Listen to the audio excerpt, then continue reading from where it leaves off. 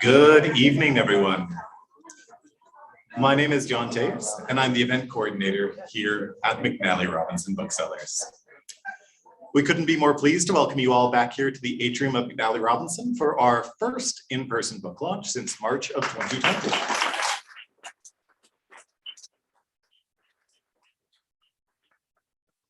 We're here tonight in Treaty 1 territory, the traditional territory of the Anishinaabe, Cree, Oji-Cree, Dakota, and Dene peoples, and the homeland of the Métis Nation.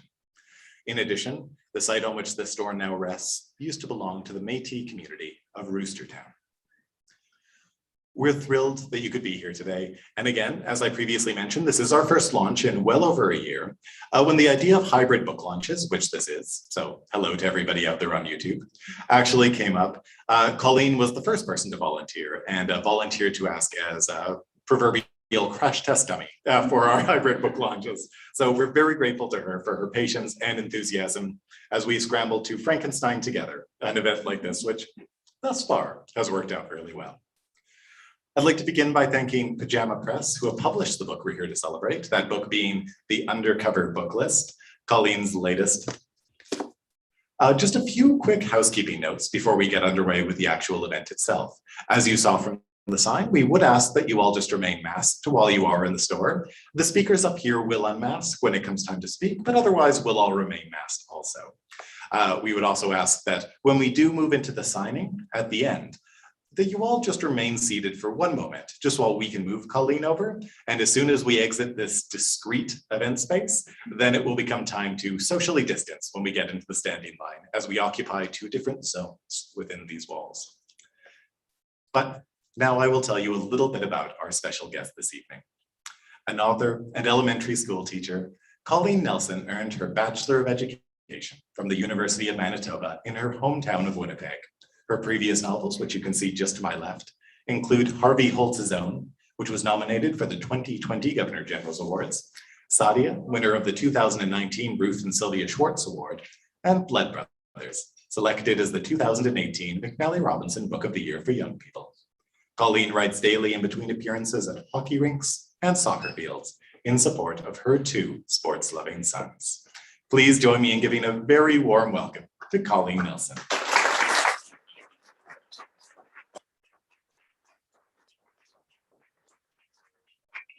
Thank you so much for being here. I'm actually going to keep my mask on because I am used to wearing it all day at school. So hopefully everybody can hear me okay. Thank you so much to John and everybody at McNally for making this possible. It has been a long 18 months. And when the first day that McNally opened, I wasn't here the very first day, but I was here the first weekend. And I have to say I got a little verklempt when I was walking in the parking lot into the store. Because this is like my happy place. So I'm so thrilled that I am back here tonight. So I usually start reading from the beginning of the book, but I'm going to do something different tonight because one of my friends, Kelly, suggested that I start with a different spot. However, it requires a little bit of explanation. Okay, I lied, I am going to take this off. Okay, so in the Undercover Book List, Jane has a best friend named Sienna who has moved away, and they're both book nerds. Sienna left a note for Jane to find in the book, and the note was meant to start a secret book club because the person who found the note was hopefully going to also be a book nerd, and then they were going to write book suggestions back and forth. However, the person who did find the note is the class jokester, Tyson. So there's a Tyson in the audience tonight. So Jane and Tyson start to pass the notes back and forth. And what started to a joke for him starts to become something real, like friendship. So now there's a new problem because Tyson can't tell Jane who he really is because he doesn't think she's going to like him. Jane wants to recruit somebody for her kids' lit quiz team. The next competition is nationals, and whoever wins gets to move on to the hometown or to her best friend's hometown. That's where the next competition is. So the stakes are high. She thinks that her book buddy, who goes by the name Y, would be perfect. So she has hung up some posters and she's advertising the club, as well as she is about to leave a note in the book, hoping that Y will find it. So this chapter is Jane's, and we alternate between Jane and Tyson. I had the note pressed in my palm when I walked through the library doors. The poster I'd made was still on the bulletin board. I didn't want to hurt Hillman's feelings, but getting to the Nationals was going to require the best team I could find. In my heart, I knew someone like Y would be perfect. Y read widely and connected to books only the way someone who loved to read could. Look at the insights he'd had about Augie and Wonder and the boys in holes. I read the note one more time, making sure I hadn't given away my identity in case Y said no. I'd written, have you heard of the Kid Lit Quiz team? They compete in trivia competitions based on books. With all the reading you do, you'd be perfect. FYI, they have a practice after school on Thursday in the library. You should go. I tucked the note into Liar and Spy. Please say yes, I whispered. How funny would it be if Sienna's original note brought Y and me together, and then Y joined the Kid Lit Quiz team, helped us win, and then brought Sienna and me together if we won regionals. It would be a win-win-win. I left the library feeling hopeful and excited for Y's reply. The good feeling lasted all of 10 seconds before I heard Andrew's loud laugh. He, a fan, and Tyson were standing by the poster I'd made. They were having too much fun to just be looking at it. I walked closer, and when a fan moved away, I saw what they thought was so funny. They had drawn penises all over my poster. A fan noticed me and tugged on Andrew's arm. Wait, one more, he said, as he reached up with the Sharpie and drew another one in the top corner. I stared at the boys. Tyson was the only one who looked embarrassed that he'd been caught. The rest of them thought it was hilarious that a poster I'd worked so hard on was ruined. Chapter 26, Tyson. As far as the school posters went, the one advertising the Kid Lit Quiz team was a work of art. The title was in multicolored bubble letters. Colored copies of book covers had been cut out and dotted the background. There were also small gold stars to give the poster some sparkle. Someone had spent a lot of time on it. Now it was ruined because Andrew had drawn weird, misshapen penises all over it. A fan and Andrew were in hysterics. Tyson kept an eye on the door to the office. The last thing he wanted was to get caught. The penis game had been his invention, and it had been going on for a few weeks now. The goal was to draw as many penises as possible before the risk of discovery forced the vandal to walk away. The penis drawings, Casey, are you enjoying this? The penis drawings looked nothing like the real thing. Done quickly, they were just an oval flanked by 2 circles at the base, but the 7th grade boys all knew what the drawing was. Most of them had found one on their binder, pencil case, or even a textbook. None of them had been bold enough to do a drawing this public before.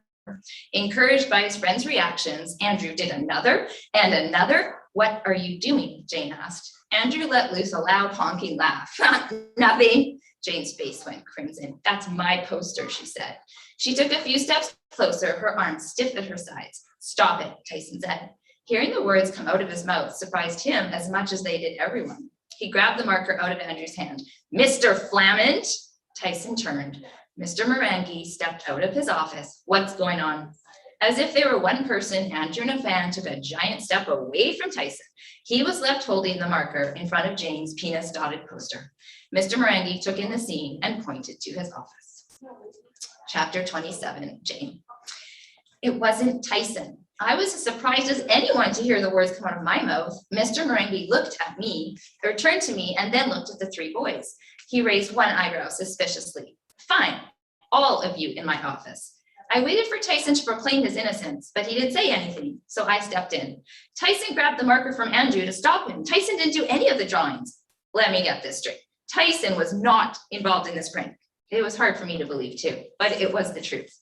Mr. Morangi held out his hand for the marker. Tyson gave it to him. Off you go, Tyson. You two, follow me. A fan muttered that he'd just been standing there the same as Tyson, but when Mr. Morangi asked if he'd done anything to stop Andrew, he had to admit he hadn't. Tyson and I watched as the 2 of them were escorted into Mr. Morangi's office. Sorry about your poster, Tyson said. I looked at the ruined poster, wondering if it could be salvaged. You could print out a few more book covers and glue them on top of the drawings, Tyson suggested. I'd need a lot of book covers. The poster wasn't doing much good. Only one person signed up. What is the Kid Lit Quiz team anyway? It turned reading into a sport, I said, quoting from the website. We go to tournaments and answer questions about books. Tyson looked at me like I was joking, and that's fun. Yeah, I said defensively, to me it is. How do you practice? Just sit around and read?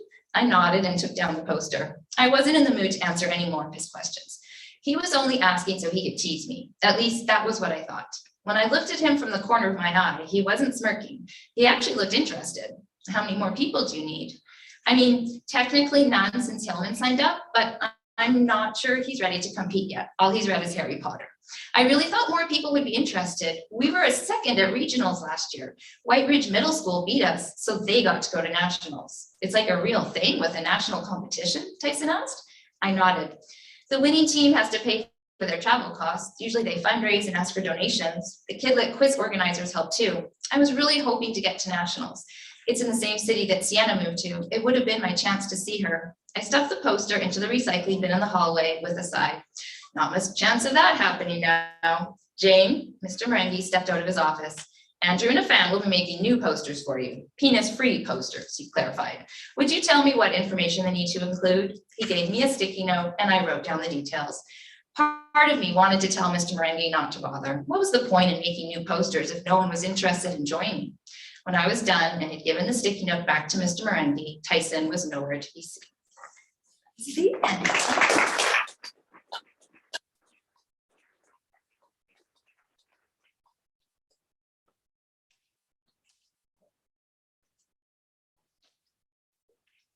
Thank you so much, Colleen. We're now going to be moving along to the conversation portion of the evening, so I now have the immense pleasure of introducing your host for tonight. Kathie MacIsaac is a manager of the Children's Department at Headingley Municipal Library in Manitoba. She is also a co-founder of MG Book Village, an MG online book club. You can read more about Kathie's reading journey online at aboutbooks.wordpress.com. Here to join Colleen Nelson, please join me in welcoming Kathie MacIsaac.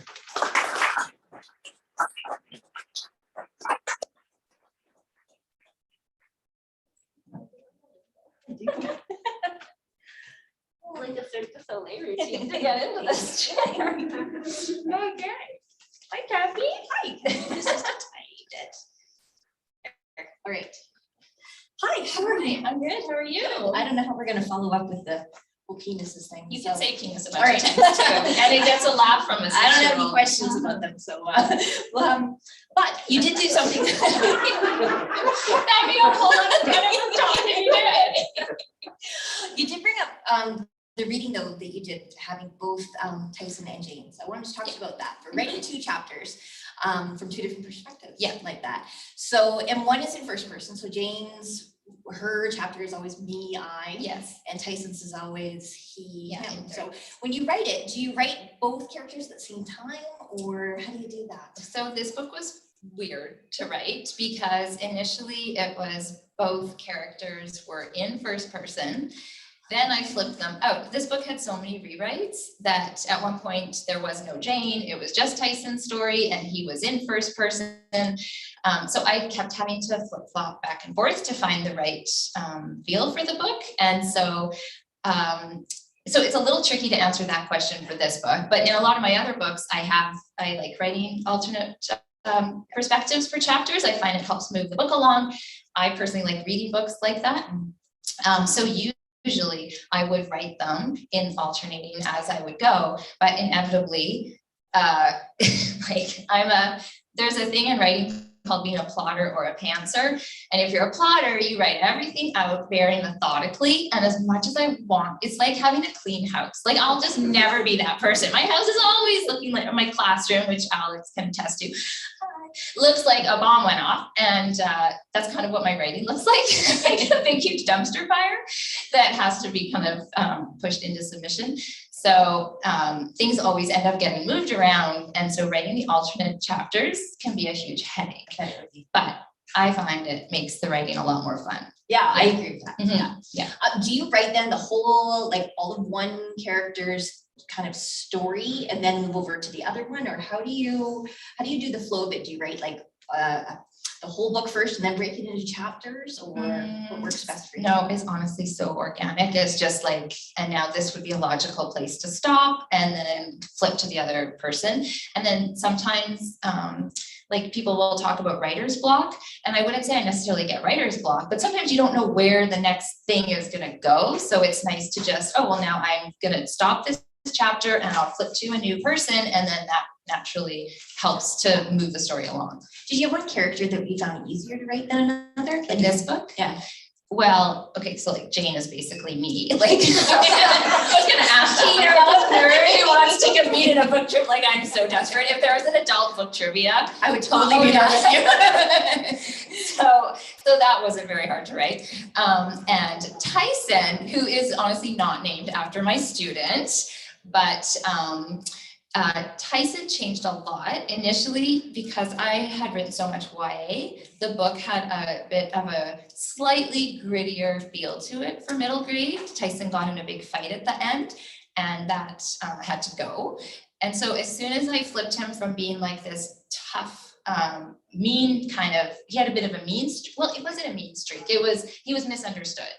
As soon as I got rid of that and turned it into a jokester, like a prankster, the character made so much more sense to me. And so That's a troublemaker and more. yeah, he was just trying to have fun and didn't always understand the stuff he was doing was gonna get him in trouble. And just so everybody knows, that penis game is true from last year. I had students who were playing it and was very concerned that that's what they actually thought their penises looked like. You should seek medical attention if that's what it looks like. So anyway. That's great for you, right? Yeah, that is great. Okay, so how did you choose